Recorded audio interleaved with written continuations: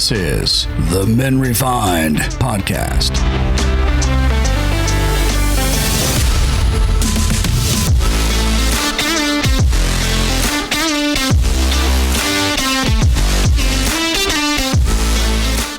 Hey friends, welcome to the Men Refined podcast. This is episode number 8, and today I have my brother, my friend, John Burke. John, welcome to the podcast. Hey, thanks, Rafael. It's great to be here, man. How are you doing today? I'm doing good, man. It's a beautiful Tuesday. It is all good. Sun is shining. That's right. We're recording on a Tuesday, the first Tuesday of the month of November. Mm-hmm. We're recording on November 1st. Today is November 1st. You will not hear this on November 1st, but this is when we're recording this podcast episode today. So, John, how about you tell us a little bit about yourself? You're an engineer. You work with the city. What else can you say about you, man? You're a father. You're a husband. Mm-hmm. You're a brother. Mm-hmm. I am. All those things. You're a good man, man.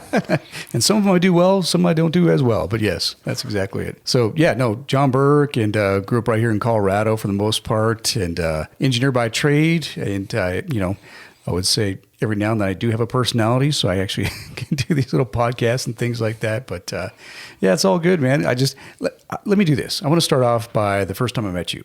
Because, wow. You know what? I didn't know what we're talking about me, man. We're going to do this real briefly. We'll keep it. I mean, that's like a full sermon in itself. But so COVID, right? July 2020, craziness. I don't remember that. None of us do. Do not remember that. Through lots of therapy, we'll all get through it. So my wife and I, 3 kiddos, we decided, hey, you know what? It's time. It's time to change, find a new church that really we can connect in. And so we literally, like many churches, either online or, in this case, we were meeting on the lawn and started to see people out there, and it was great, it was good. But then something great happened. In the fall of 2020, the church, Calvary Area Bible, decided, hey, let's go to what we call Calvary at Home. And so Rafael got to meet up with you, grab some coffee, we started talking. And I'll never forget just the boldness of that being a man. Like, what does it mean? Right? What does it mean to be the leader of your home? Okay. And you spoke with such boldness into my life that day. I'm like, I'm not certain I like this guy, but I like that he likes me. Like, he's just bold in who he is, right? He's comfortable in his own skin. Yeah, I can be rough in the edges, though. But dude, you're just true to yourself, and I love that, right? It was very endearing to that conversation. I'll never forget it over there. So, but yeah, then my wife and I got connected to you guys and about, 20, 30 other people in a Vogel's house. And it's been life-changing, man. We have found community, right? And it's about that connection in the brotherhood, connection in the church, in that community. That truly is our church, is our group that we hang out. I mean, I know I got at least 15, 20 dudes on 2 o'clock in the morning. I got at least a dozen guys I'd call, and they'd be there in a heartbeat. So, amen to that. Yeah. Yeah, that's. I think that's important, and I think that's some of the stuff that we wanna make sure that those who are listening to the podcast understand that we need community in life. Mm-hmm. We were created to be in community. We were not created to be alone, to be solo rangers. So we were created to be in community, and I think that that's one of the main takeaways that we expect for those who are listening to these episodes, any episode, is that community aspect of that journey that many will consider to be an issue because it's time consuming, and many don't just want to get in there, right? But at the end, it's just so rewarding. How many stories haven't we heard from people saying that we didn't have this, but now that we're in it, it's like oxygen. It's like we need this. It's like we're trying to fight through everything in our lives to be present, to show up. Mm-hmm. On that day, we like to say we got to show up to grow up. And I think it's a real statement sometimes because, man, that's where growth happens. Mm-hmm. I mean, you're not going to grow unless you're around the right people. And I think that's important. Yep. John, you and your wife adopted 3 kids. Mm-hmm. Yep. In the journey. And I would love to hear that process, what you went through, the good, the bad, and the ugly. I think it's important for us to know because that's not a journey. It's not for everyone, right? Right. I'm a stepdad. I mean, I consider myself a dad, but reality, I'm a stepdad, right? I married my wife. She already had a son, but I raised this son. I know how challenging it can be raising somebody else's child, but I think in your side of the story is different because these are your kids. You adopted them since they were little. So they're your kids. Yep. You don't have any interaction with their blood relatives or anything like that. So it's totally different, right?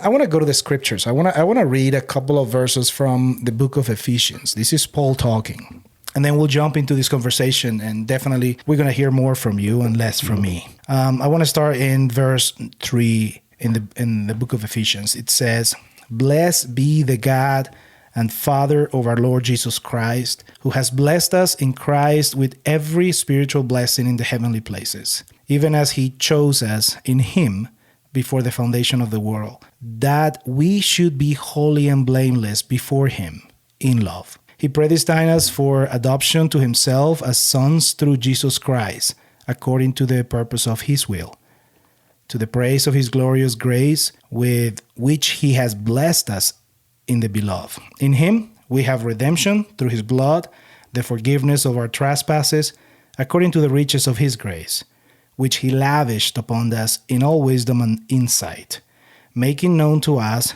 the mystery of his will, according to his purpose, which he set forth in Christ, as a plan for the fullness of time, to unite all things in him, things in heaven and things on earth." That's the word of the Lord. Amen. Verse 3 speaks as to who created adoption and the actual verdict. It is created by and deemed good by the Creator, our God. Verses 4 and 5 include the words adoption and love. We are adopted into a family with brothers and sisters by a loving Father. What better declaration of the biblical perspective on adoption than it being used by God himself? Joseph was not Jesus' biological father, but he adopted him as his own. Raising another man's son was a radical and confusing concept at times. Esther was raised by a man who called her his own child when she was orphaned. Moses, Ruth. The Bible is adorned with stories about adoption to demonstrate the Christian walk, redemption, and God's purpose for his children. Care for those who are afflicted. When we grasp adoption, we grasp Christianity. There are no natural-born children in the kingdom of heaven, and we are called to be imitators of the gospel. I cannot think of a more clear invitation in the adoption community, as Isaiah 1:17 says, "Learn to do right, seek justice, defend the oppressed, take up the cause of the fatherless, plead the case of the widow." John, the Bible is packed with these stories, and the gospel is that of God bringing us into his home as children of God. We got separated from him because of sin, thanks to Adam and Eve, and sin came into the world, and now we can accept Jesus Christ as our mediator, so we can come to be part of that holy family again, and God can receive us. So how about you tell us a little bit about your journey? Maybe we can start with your first adoption, Hallie. How did that go? What happened there? What was that pivotal moment that decided for you and your wife to take this step of faith and open your home to now 3 children?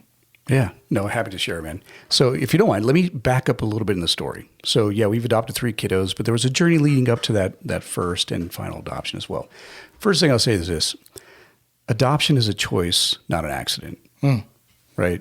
We chose to adopt, just like we choose to be adopted into the heavenly realms with Jesus Christ through our Father in heaven. Yes. Okay? It's a choice. Backing up, my wife had health issues. We got married. And if she was here, by the way, she would be correcting everything I say tonight. So we'll just kind of put the caveat that... That's why this is a men's podcast. 85% correct. Okay. And then if you get any questions as we're going through that, dude, please interrupt. So anyway, we, got married and we're excited about having a family. I think we were in our mid to late 20s, and it's like, all right, let's go what you do, right? So a lot of our friends were having kids, things like that. And my wife and I couldn't have kids, right? Health issues, all that kind of stuff. And so we were going through that whole in vitro fertilization stuff. And and again, if my wife is here, she'd be correcting everything I'm saying. But let's just say trying to get pregnant. And it wasn't working. And it got to a point where, as a Christian, it kind of felt like I'm kind of playing God in some of these things, right? It's like that whole harvesting. You kind of get to that next level of like, it didn't feel right.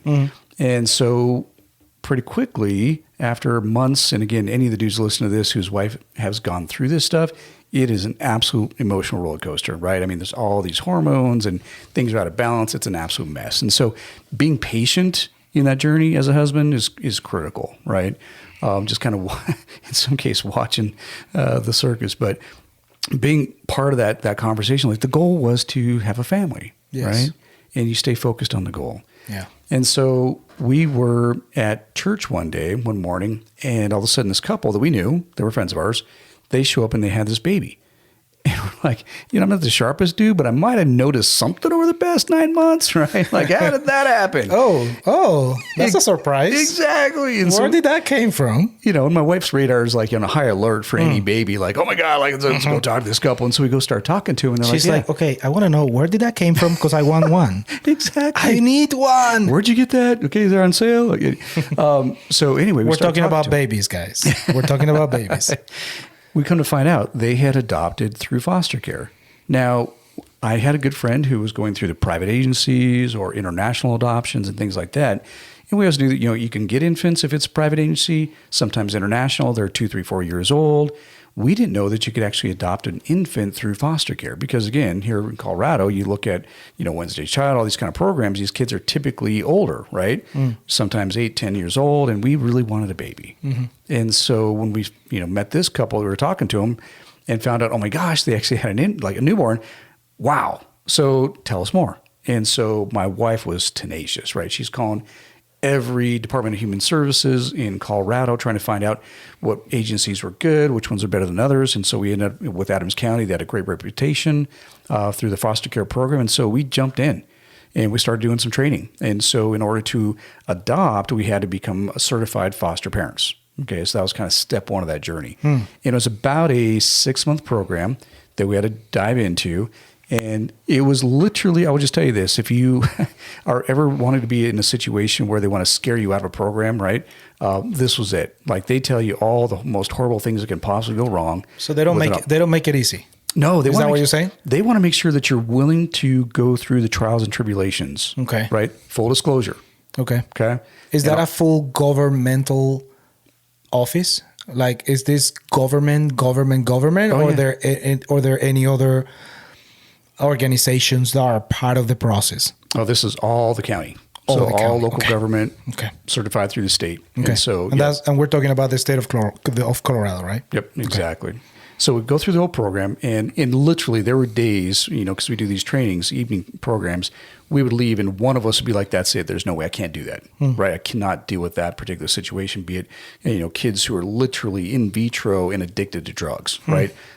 Families that for whatever reason are broken, they have mental issues, whatever that case may be, or neglect, right? So kids are born, but got put into horrific situations, and they share all of this with you.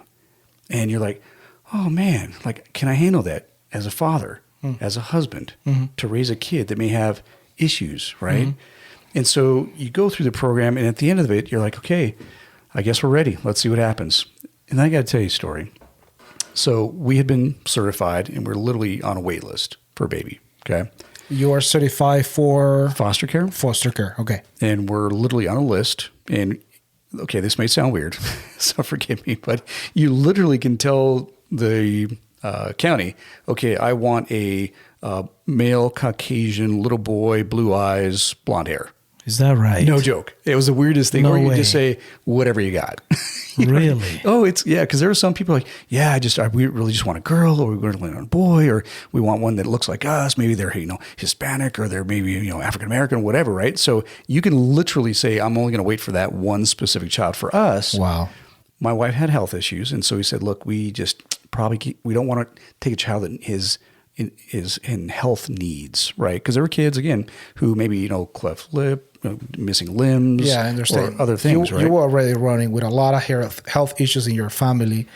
To add one more, it's just a lot for a family. So you wanted to make sure, that we'd be successful in that. Yeah. So we just said, hey, look, doesn't matter, girl, boy, white, black, yellow, polka dot, it doesn't matter. Just we want healthy. Okay. That was like our one criteria. Mm-hmm.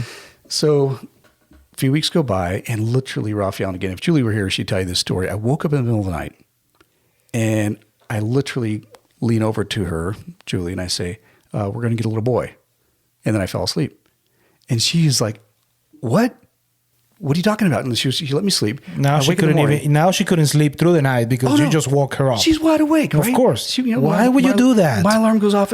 Why would you do that? I didn't realize that I had even woke up or said anything. Really? At 6 a.m., my alarm goes off. Like one of those dreams that... Mm-hmm. Like Joseph in the Technicolor Dreamcoat, right? It's like I had this dream, and I shared it with her. So you speak on your dreams too? Every now and then. Wow. So we'll have another podcast. But yeah, definitely. So I tell her this, and sure enough, dude, we get a call like within a day, and there's this little boy, and we go down, and we get to pick him up at the hospital. And we're like, oh my God, this is amazing. We bring this little boy home, and all of our like coworkers and family, they shower, like baby shower, right? Now think of this. We go from like, married couple, no kids, living in this little house. Mm-hmm. We have nothing prepared for an infant. Right. Like zero. Like car seat, stroller. So you're going from 0 to 100. Dude, we're literally driving down to the hospital, and Julie's sister is picking up a stroller at the, Target or whatever, right? We're getting baby formula, diapers and things like. We had nothing, no place for this baby to even sleep in our house. So you go from 0 to parent within like 8 hours, okay? Bring the baby home. Everybody's like, oh, this is amazing, like passing the baby around. Tragedy number 1.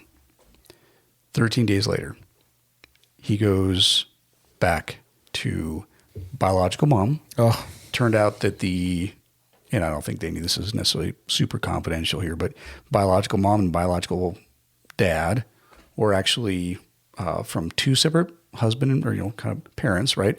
But the mother and the father of these two kids were dating, and these two kids were their kids, and they ended up having this baby. So they were living in the same household. They said, "Oh my God, this is not okay," and that's why social services got involved. Wow! And so when they got the mom, and they said, "Okay, you can't live in this environment because it's not a safe place to be, but we'll put you into a mutual home so you can raise your baby," and that's what they did. So 13 days into it, this is the state. Yeah, well, this is the county. Okay. Yep, they intervene and they kind of basically pull this child, this newborn baby that you show up to like adopt a pet, right? Like we have a little rescue dog. You fall in love with these little dogs like immediately. I mean, literally, it's like within hours. This little baby was ours, man. We literally had a baby that we had a name for. We had people showering us with gifts. I took a week off of work, right? And you already invested. Nothing. You already invested in this. Dude, it was absolutely devastating. And the reason I share that is because the adoption journey is like you kind of look at the end result and you're like, oh, that's awesome. But there are trials, man. And it was tough. And I will tell you, at the end of that time, it was probably 2, 3, 4 weeks of just mourning, right? We're like, I don't know if we can do this. Like your heart is just ripped out of your body because you loved this child and it was your child. So one thing Julie and I always agreed to is that we would never quit on the same day, right? One of us, we'd stay committed to the process, what it looked like. That's good. That's good. Do you hear that? You will both, as a couple, as a marriage couple, do not quit in the same day. Why do you guys make that decision? Because quite frankly, there were days when one or the other of us was completely devastated in tears.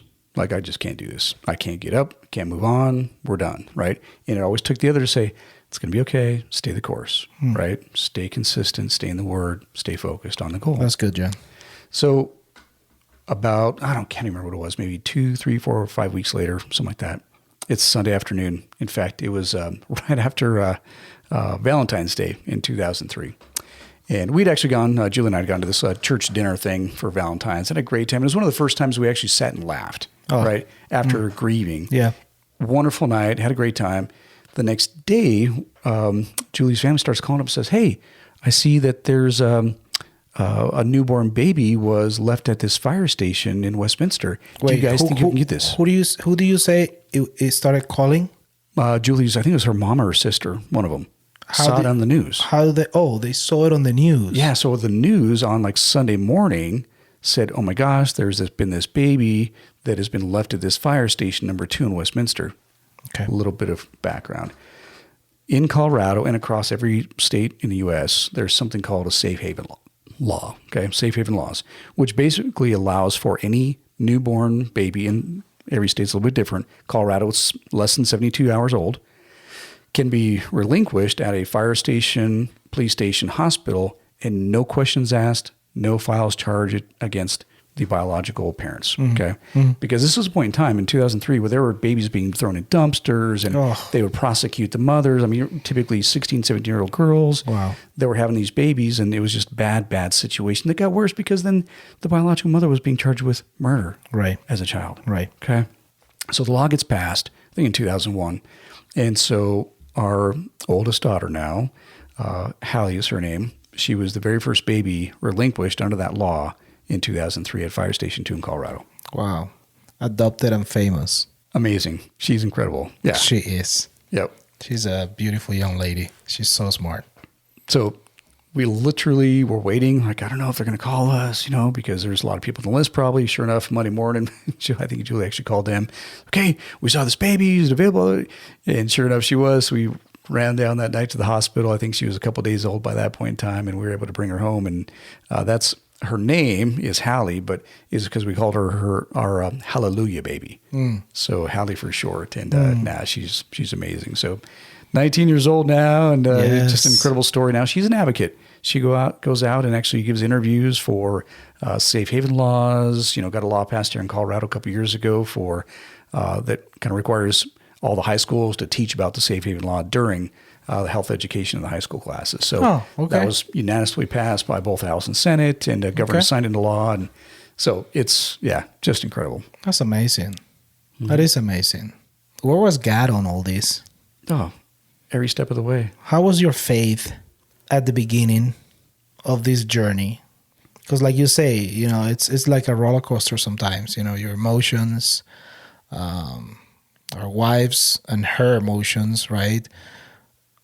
But you as a man, like where's your mental stage in this process?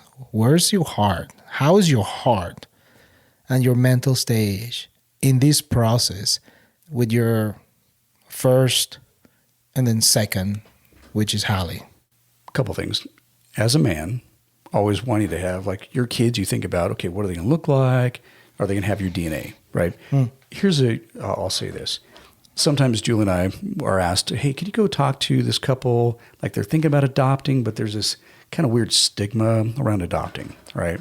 Because they may not look like you, they might not talk like you, whatever, right? They don't have your same genes, all that kind of stuff. Okay, as a guy, sometimes I think we build up too much, like, oh, it's my seed, and I'm gonna whatever that thing is, okay?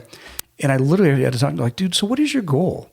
Like, is it about you, or is it about the child? And I will tell you that very clearly, with all of our kids that we've adopted, when you think about generational trajectory, okay, if some of these kids would have stayed in the environment that they were in, it is likely they would have ended up kind of just right where their biological parents were, right? Right. We've literally been able to, almost like The Matrix, one of my favorite movies. Yes. You kind of pluck these kids out of the system, okay, and you put them on a new path. Right.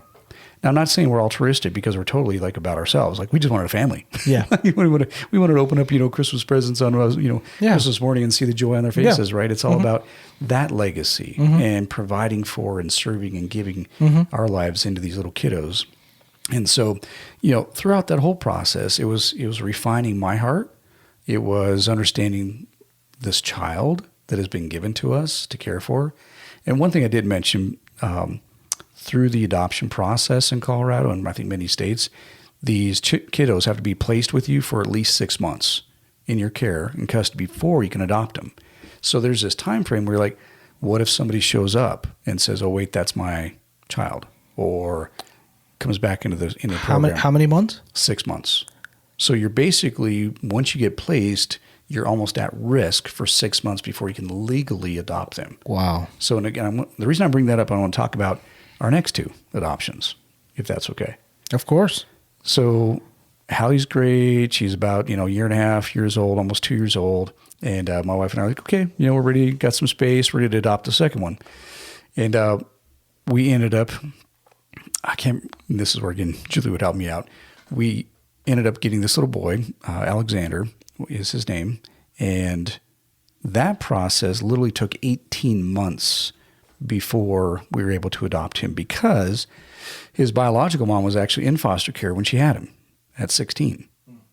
And throughout the whole process, like, she didn't know who dad was, no idea the situation there. But after about 6 months, they terminated her parental rights, but then she appealed. I see. So went to the appellate court, and it literally took 18 months before we were able to officially adopt him. At what age was the mother started the appealing process? She would have been probably close to 17 by that point. Oh, wow. I mean, you think about it, right? But she's in the care of, in essence, the government. She's under foster care. So she is in foster care herself. Yes. And she's appealing to have her child brought back to her. Right. Which all she literally has to do is, stay off drugs, get a job, have a stable environment. Okay. Couldn't accomplish that. I see. So tragic from that side. Okay. But that's a lot to go through. Oh my God. Yeah, absolutely. That's a lot to go through, because there's a lot of uncertainty in the process, and the investment mentally, your heart, and probably expecting that this child could be taken from you any moment. Yeah, man, how do you cope with that? Well, it's tough, man. So, I mean, let me back up again, because I was Alex, right? Actually, before we got Alex, we did get another placement with a little boy. And so Hallie was, again, at that point, she's probably a year and a half, probably a year old. And we got a call. We got this little boy. But it turned out that he had some possible Native American in him. And so the tribe came in and said, no, we want him. Oh, wow. Poof. Gone. Okay. So we literally had this little boy for like 2 days in our house. Oh, wow. So again, wow, we had a baby placed, and then that's the second time relinquished, adopted Hallie, the little boy, pulled out of our house in a couple days. Again, mooring. Okay. Get back into it. Again, we're not quitting the same day. Okay. Stay in it, then we adopt Alex. And that was a process. Like I said, it was 18 months. Yeah. So there was definitely some trials, ups and downs. Yeah. The other piece of that is family. Like you asked, how do you sustain through that, right? Right. It's having that community, having some amazing friends at our church that shored up with us, that cried with us, that showed up, and were just present, right? Yes. Hey, we don't understand. Yeah. I'll also tell you this, again, for any dude listening, there are some people that they're so ignorant when they say things and just rip you apart, but they don't even know what they're saying. I mean, we had people say things like, "Oh my gosh, good thing that kid went back to their biological family," or these kids, are you going to have real kids someday? Like our kids aren't real because they're adopted. I see. And we're like, yeah, really? Do you really understand what you just said? How would you call these people? Stupid. Think before you open your mouth. I think we all go through that. I think sometimes if I don't use my brain first, I usually get in trouble. I could be driven to say things without even thinking sometimes. So I have to check myself at the door every single time. But at the same time, I notice also that some people, they just don't know because they have not been there, and they may lack the grace and the tact, how to say things, what to say. They may mean well, but they're just digging their own hole. And I don't know. Through the years, I have learned to have a bit of grace for those who have nothing better to say and they just say crap and stupid things. Giving the benefit of the doubt first, I guess. I don't know. No, it's true. And I think sometimes it happens, sometimes it don't. Don't get me wrong. I don't have this figured out. Oh, I don't. Far from over. Like I would say, dude, like I'm more proud of the things I don't say. The things I do, right? Oh, definitely. Because there are times I'm like, I just want to be sarcastic or rude or whatever. I love sarcasm. I do too. Anyway. I love it. My wife hates it. She's like, you're so sorry. I'm like, it's so cool. It really is a spiritual gift. That'll be another podcast. No, that should be a spiritual gift. Like, I really like your hat. I think somebody really messed up in the typing. That spiritual gift just was left out of there for those who were putting this thing together, talking about the Bible. Yes, but lots of grace. I think that was the point you were making. Going back to the grace, right? Because I think particularly as you mature as a Christian, you have the scars of life. And you realize that people don't always do things because they're trying to be mean or put you down or lift them up, whatever. And you realize they just may be talking from ignorance right now, and I'm going to love them anyway. And it's the hardest thing to do, right? It's that old Jedi thing of like, hey, I hear what you're saying, but I know you mean this. And I think it's better to be in that state of mind than in the other side. Yeah. I think it's thinking the best of people first, giving people the benefit of the doubt first. It's mind changing. It's a shift on the way you think. It's better for you, and it's better for the relationship, though. Oh yeah, absolutely. You kind of have to bridge over what they're saying to what that intent is. Yeah. Right? You kind of have to ignore all the stuff that's past and below that and get to the point, which is, again, maintaining that relationship, if that's what's important to you. So now you have Hallie.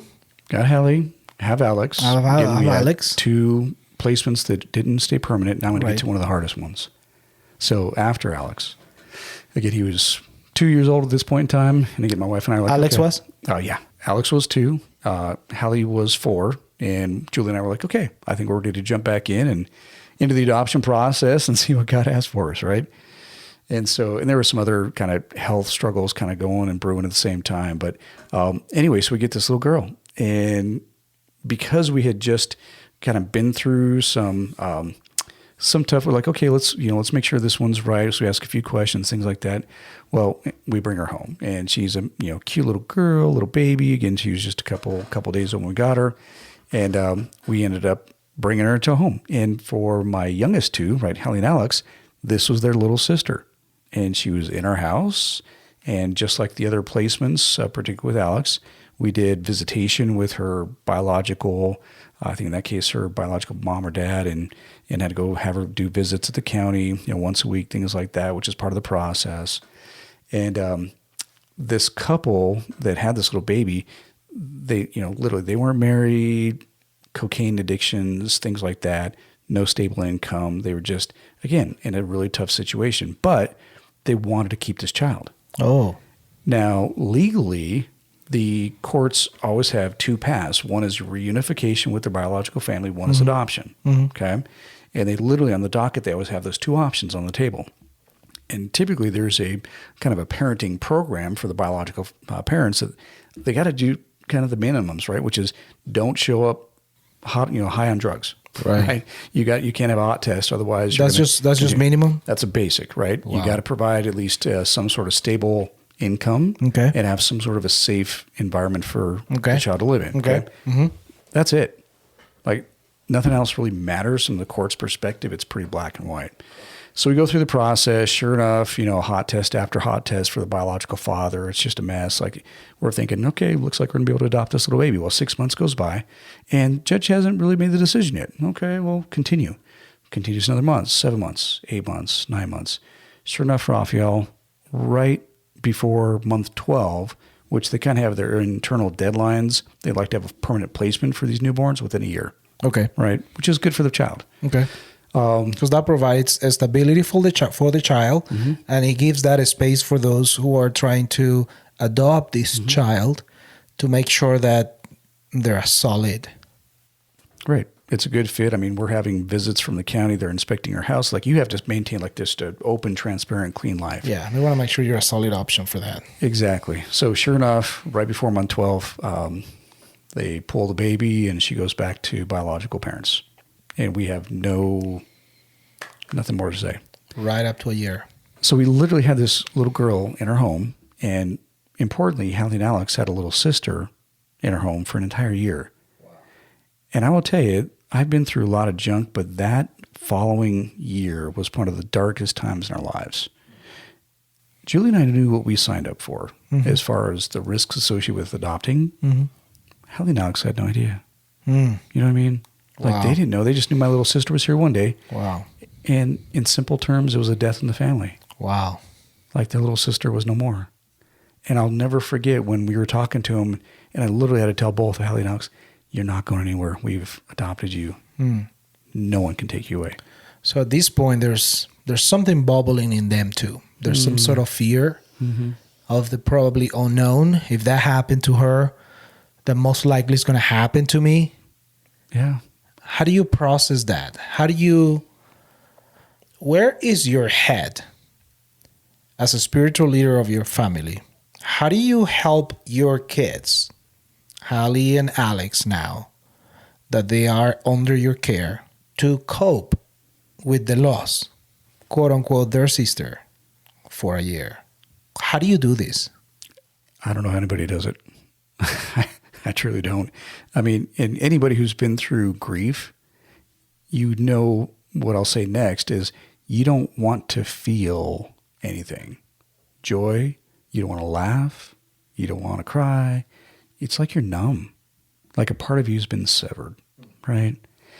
And so we did our best in that year of grieving, of just trying to create normalcy, right? You still went to the park. We still did bike rides. We still went to the zoo, Elitch's, whatever the stuff that we did back then. We did a lot of it, fishing, hiking, whatever, just to create that space of moments of joy, moments of engaging.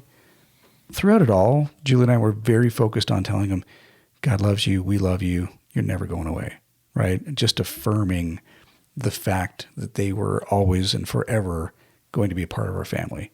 And importantly, their spiritual life, right, as they're going to, vacation Bible school and Sunday school, and they're connecting with their communities as well, is just helping them understand that piece of it. So it's the best we could do, man. I'll jump to the next, our last adoption, which is Olivia. And so she's amazing. So after that, little girl that got taken away, that next year again, was just, like I said, total just grieving. We're like, we're done. This is it. But here's the thing. My wife is such a champion. She's like, and I'll say this, damn it, we're not going to end on a bad note. We're going to jump back in and we will be successful at adopting a third. We always want to have three. And so call back up the county, talk to contacts. So this happens this year. What year is this? This would have been, I think, 2007 and 2008, that time frame. Okay. So next year, through your grieving process, trying to figure out where to land, how to center yourself again, to put it that way. When do you guys decide to start back looking for that third child? 6 months from then, a year after that? What was that time? What was that time frame for you? Yeah, it was about that 6 to 12 month time frame. Because so you could say that it took about a year for you guys to grieve, to heal, to understand, right? Yep, process it all. Yeah. Okay. And it wasn't perfect, right? But I think we finally reached that point, okay, you could actually laugh again. You could actually enjoy life a little bit, right? Yeah. And so that was when Julie was like, we're going to do this. Okay. And so call back to the county. I'm pretty sure they're like, are you guys crazy?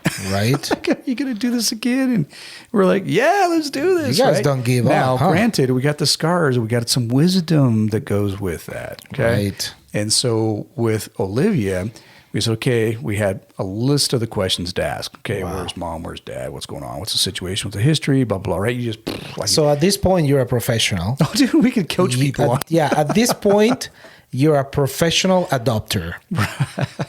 I think you guys should put a podcast together for those who are going through the adoption process, because I think there's so much out there that people don't know. One thing is what the agencies or government agencies says you have to do. Yep. But I'm sure that you guys that have been through the process, that have been hurt through the process, that have suffered through it, that lived the grieved, you guys can bring a lot of value to those who are in the process or are trying to figure out if that is an option for them Right. to raise a family? So No, it's just good. think about it. Yeah, I mean, one thing, if there's anybody listening, right, that is even thinking or in that situation, there's two things I want to say. One is it's kind of this symbiotic relationship. The social services department needs adoptive families. Oh, say that again. Okay. They need you as an adopted but when you go there, you feel like you're the one who needs something. Oh, And they almost treat you like, okay, you're just a number. I see. And you truly are a valuable, essential part of that quote unquote industry, right? Yeah. They can't care for these kids without Of course. families that take them in. Absolutely. Okay? Yeah. Which means inherently you bring value, which Right. means your value proposition is, hey, I'm going to provide a stable, loving household for this child to grow and thrive in. Okay. As such, you have some rights to say, and we're going to take this a little bit slow and ask a bunch of questions, and we're going to truly understand what our personal risk tolerance is with every adoption. And so these are things we didn't know because particularly with the first adoption, you're like, I just want a baby, right? And I'm willing to do whatever it takes. Yeah. By the time number 3 came along, it's like, okay, no, guess what? We're going to have a little more conversations at a time. So with a third, we said, okay, what's the situation? What's the risk? Blah, blah, blah. Okay, go through all that.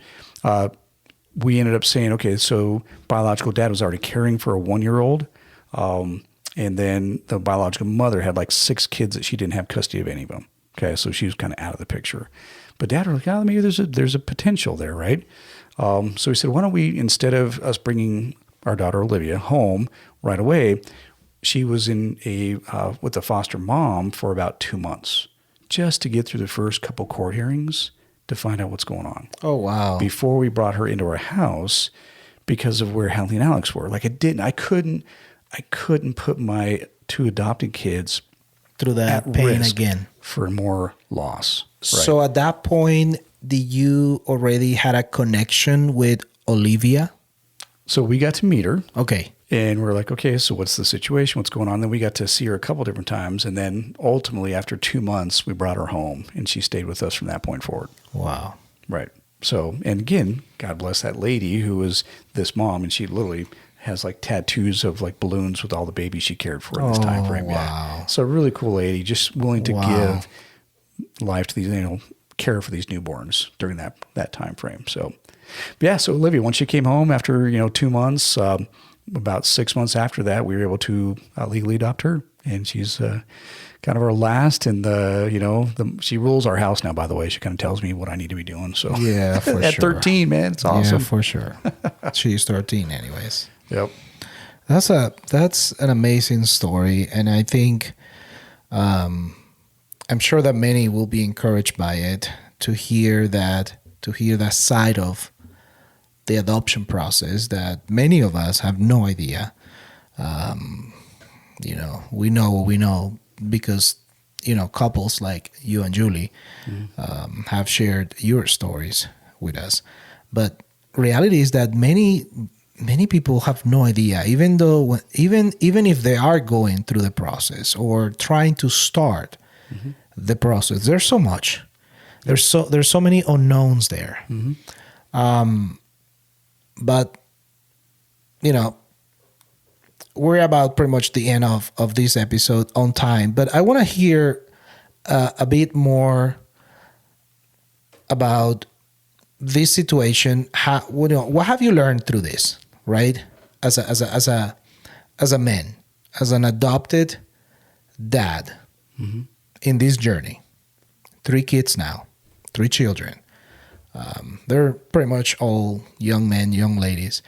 But what have you learned in the journey, and what is missing for you to learn? Because I don't think we're never going to ever get there and say, okay, I made it. I got it. I'm solid now. Our oldest is going to be 22 next month. I'm saying next month because we're in November. But I don't even see ourselves saying we made it yet. I can say that we've been through it. We already know what it is to raise teenagers. We know what it is to keep raising a 21, 22-year-old because we're still raising him. I can say what it is to raise, to be in the raising process of raising two young girls. That's about it. But I don't think I can ever say I made it until at least I meet my maker. But yeah, tell me more about your state of mind as a man. What have you learned through it? And if you have to do it all over again, what is one thing that you will change? That's a hard question. It is. And I may not answer it. That's fine. Because the reason I say that is it's completely imperfect, and it's perfect, right? Mm-hmm. I mean, it kind of is what it is. Yeah. Do I wish I would, well, maybe this is my answer, is spend more time connecting as they're younger, right? Okay. Because I think there's a limited window of time where you truly make that connection. And, we still do make the effort to every night have dinner together, have a conversation, what was good, what was bad, all those kind of things, right?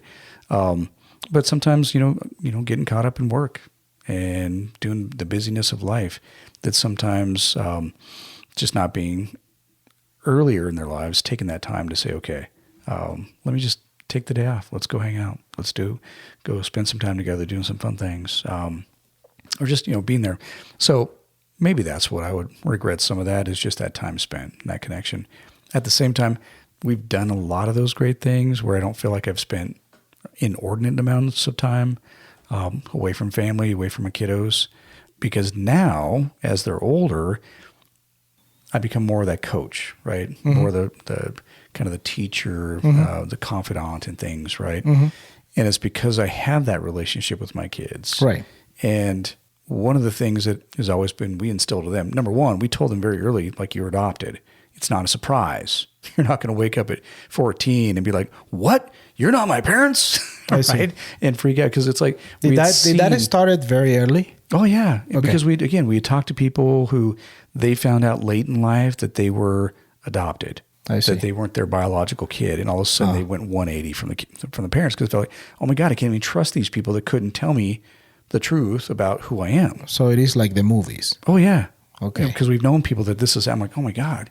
And so very early, we're like, no, you're adopted, but you know what? So are we into God's family. Amen. And these kids, even though they don't have my DNA, they have, sadly, my sense of humor, some cases my sarcasm, my overconfidence, whatever, those kind of things, because they pick up on all your habits, good, bad, and different, right? They are your kiddos. You are the environment that you grow into. Absolutely. Period. And they're amazing, right? Yeah. And it's just so much fun to see that as they've grown into their own skin and kind of understand who they are in God's family, and leading them to Christ. And for me, baptizing all three of my kiddos, right? Going to church, and, that one Sunday morning when they all gave their life to Christ, like, I got to be part of that in their lives. Yeah. And for Amen. me, that's the kingdom, right? Building the kingdom through my own kiddos. That's your legacy, man. That is the legacy. And then for them, ultimately, to find their families, right? And that journey for them, like Hallie, for sure, she's like, I want to have my own kids and I want to adopt. There you go. Of course, wow. Right? Yeah, because she's like, wow. Yeah, That that's is her so passion. beautiful. That is so beautiful. What about the other two? What about Alex and Olivia? Have they mentioned anything like that? Like, well, I want to have kids and I also want to adopt. Yeah. Like, have they mentioned anything like that, or just Hallie has said Hallie. something like that? It's really interesting, Raf, because so Alex, hey, do you want to know anything about your biological mom? Nope. Mm-hmm. Do you want to meet her? Nope. Okay. Nothing.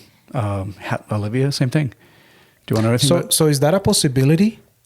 Like, for those who are adopted, that is that something that is, how do I say this?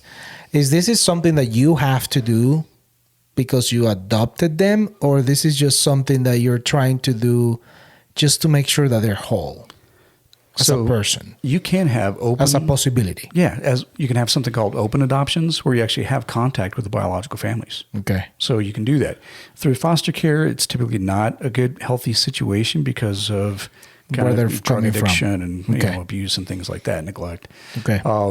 But, so for Hallie, because we don't know anything about her biological family at all, because she was relinquished under the safe haven law, Right. we don't know. So Right. for her, we ended up doing, was that 23andMe? Yeah. Just to understand the DNA. Yeah. So we're like, oh, cool. Like you got a little Native American, a little Okay. Filipino, like all that kind Okay. of stuff. It's just data, right? It Right. doesn't change who Yeah, she it doesn't. is. Right, of course not. It's just information. Now, down the road, can she use that to find a sibling or somebody else in her family? Yes. Likely. Right. Right. Okay. So as technology and as more people get into that database, right? So there could be an on-ramp for her. With the other two, we actually do know some things about the biological family. Like, hey, if you're curious, like we're happy to tell you. But it's really up to them. Like this isn't something we're going to force on them, but they will, if they're interested, we're happy to share. How do you know anything about their biological family? Do you research it? We met them. Yeah, because when we were doing the kind of visitations and things like that, we actually got a chance to see them. Oh, okay. Right. Okay. And so it wasn't like we're hanging out barbecuing. Okay. But we know kind of who they are, birth certificates, things like that. So you kind of know what their names were at birth, and then we were changing the name after we adopted them. But with Hallie, you didn't have birth certificate for her. So now her birth certificate actually is you and Julie. Right. That's amazing. Yeah, it's cool. She's awesome. That's amazing. What is one thing that you could say, if there's any one advice, and you don't have to expand much on it, but if there's one advice that you could give to those who are considering adopting or in the process of adoption, if anyone out there is listening to this episode, what will be one thing that you will say to them, that you will say to that man that is going through that process? Probably I'd say, most importantly, undeniably, love and care on your wife. Period. Yeah. Without that relationship, Right. nothing else matters. Yes, sir.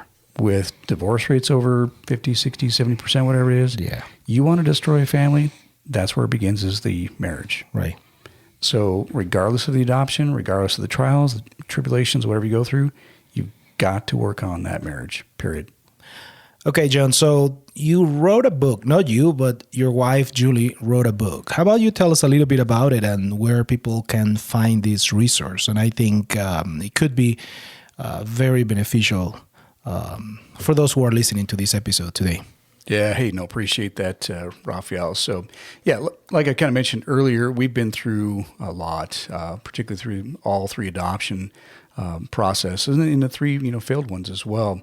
And, one of the things that that really helped, honestly, Julie and I kind of just process going through everything we did. She ended up writing a book that is called Fire Station Baby. And it's actually the journey of us adopting Hallie. And, we were talking earlier about just the process of adopting through foster care and the challenges, the ups and downs, emotional, this, that, and the other. So Julie's able to capture that in this book, Fire Station Baby. And, kind of some of the backstory too. Her mom always told her, hey, you got to write a book. You got to write a book about this story. And it wasn't until after Julie's mom passed away that she really felt this burden to I got to put this together. And, neither of us were authors, obviously. And she was just compelled to do that. Found a great coach here locally that helped her through that whole process to get this book written and published. But it can be found on Amazon.com, Fire Station Baby. She actually used her maiden name on this one, Julie Lovato.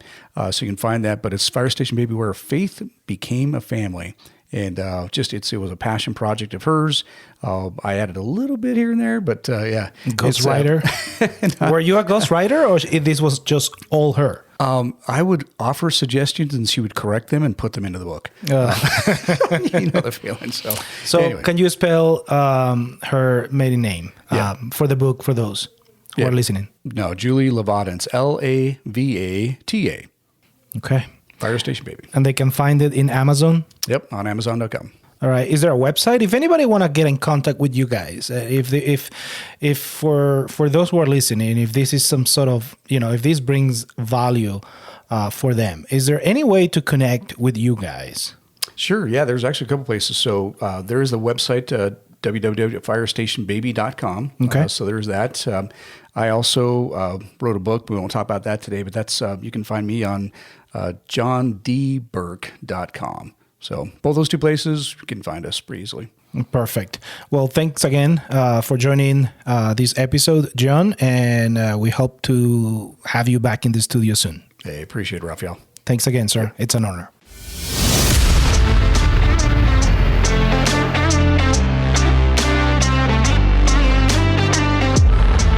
Hey friends, thank you so much for listening to the podcast. And if this content is helpful to you, would you consider rating this episode and subscribe to the podcast? This episode was sponsored by Cyricom Tech, your virtual IT department. Cyricom Tech provides cybersecurity services, cloud services, IT support, infrastructure build, phone systems integrations, and much more. With more than 25 years of experience in the enterprise, Cyricom Tech is here to serve you. You can book a free consultation by calling 720-819-7388. Also on the web at cyricomtech.com. That is SIRECOM tech.com. Until the next episode, God bless you.